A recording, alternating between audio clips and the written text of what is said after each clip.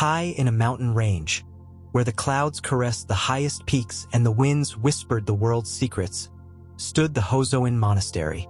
This place was a refuge of calm for those seeking the path of Zen, but it was also a mirror that reflected the shadows of the soul.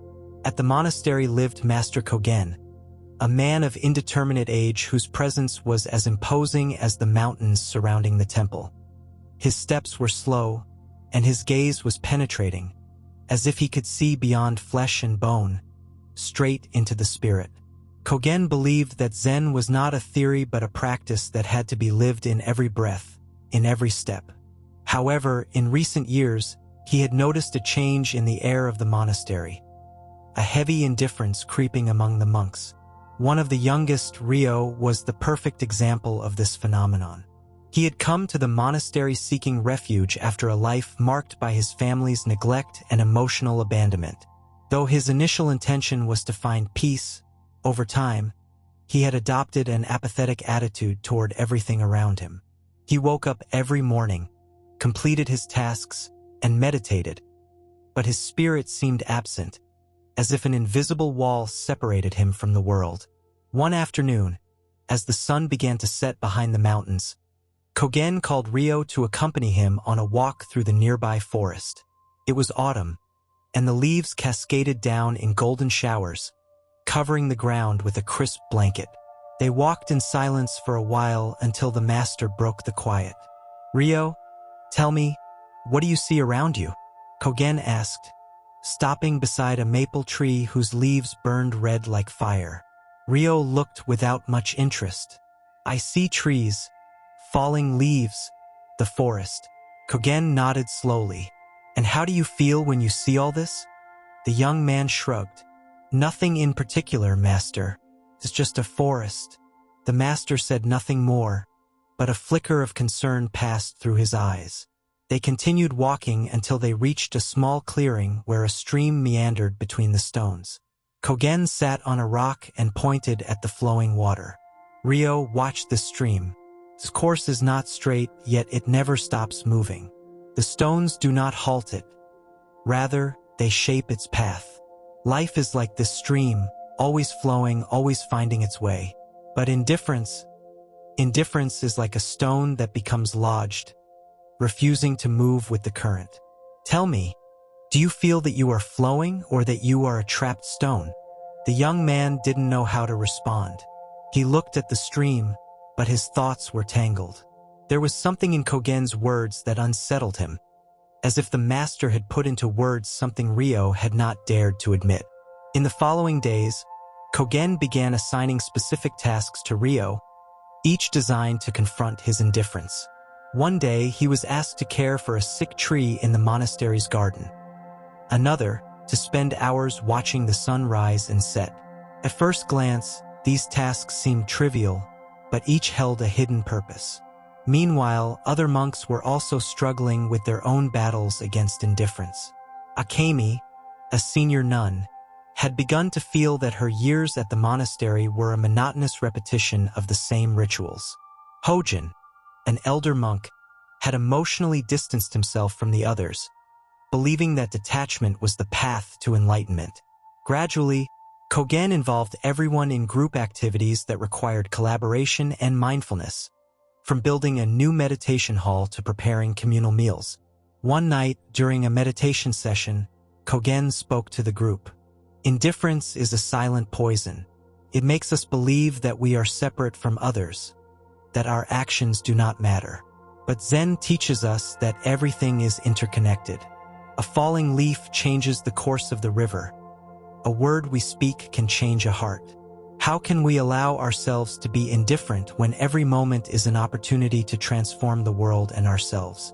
His words resonated deeply with the monks, but especially with Rio. That night, as he gazed at the starry sky, something inside him began to change. For the first time, he felt the weight of his apathy and the need to free himself from it. Over time, Rio began to engage more with life at the monastery. He learned to tend the garden with care, to listen attentively to others, and to find joy in small moments. Though the path was not easy, with every step, he felt the barriers separating him from the world begin to crumble. Observing this change, Master Kōgen smiled with satisfaction. He knew that true awakening was not a sudden event but a continuous process. And in that process, Ryo had taken the first step, recognizing the connection that had always been there, waiting to be discovered. Months passed, and Ryo's transformation began to influence the other monks. Inspired by his journey, many of them started to question their own attitudes. Akemi, who had lost passion for the rituals, found new meaning in them as she began teaching younger monks. Hōjin, who had isolated himself, started to open up and share his life experiences with others. One day, Kōgen gathered all the monks in the monastery's garden, under the tree that Ryo had cared for until it regained its health. "This tree is a symbol of what we can achieve when we leave indifference behind," he said. "With dedication, attention, and love, we can heal what once seemed lost. Each of you has the power to transform your own life and the lives of those around you. The world needs fewer trapped stones and more currents that flow." The monks nodded, feeling the depth of Kōgen's words. Though the path to enlightenment was long and full of challenges, they knew that the first step was opening themselves to the flow of life and letting go of the heavy burden of indifference. From that day on, the Hōzō-in Monastery became not just a place of meditation but a beacon of connection and transformation. As the days grew longer and the seasons changed, the monastery began welcoming visitors from nearby villages. Some came seeking spiritual guidance, others simply out of curiosity. The monks, led by Ryo and Akemi's example, dedicated themselves to receiving visitors with hospitality, sharing teachings, and demonstrating how monastic life reflected the Zen philosophy. One day, an elderly woman named Masami arrived at the monastery with her grandson, a boy named Haru. Masami had heard of the changes at Hōzō-in and wanted to learn how to overcome her own sense of disconnection from the world. "My life has always been filled with noise and responsibilities," she confided in Master Kōgen. "Now that I am old, it feels like all of that has passed, leaving me empty." Kōgen listened attentively before replying. "The emptiness you feel is not a loss but a space for something new. Stay with us for a few days and find meaning in the silence." During her stay, Masami participated in the monastery's activities, from preparing meals to taking long meditative walks. Meanwhile, Haru befriended Ryo, who taught him how to care for the garden and explained the importance of every plant and tree. "Everything here has a purpose," Ryo told him.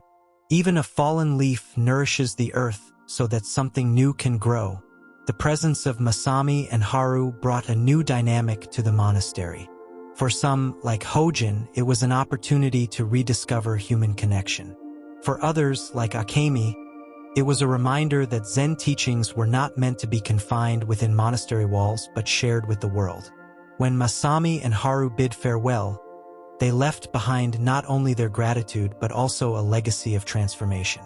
Inspired by their experience, the monks decided to open the monastery to more visitors, creating a space where people could find refuge and reconnect with life.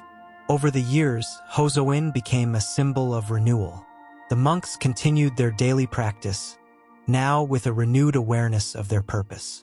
The indifference that once threatened to stagnate their lives had been replaced with a flowing current of energy and dedication. Each day brought new challenges, but also new opportunities to grow and share the Zen path with those who sought it.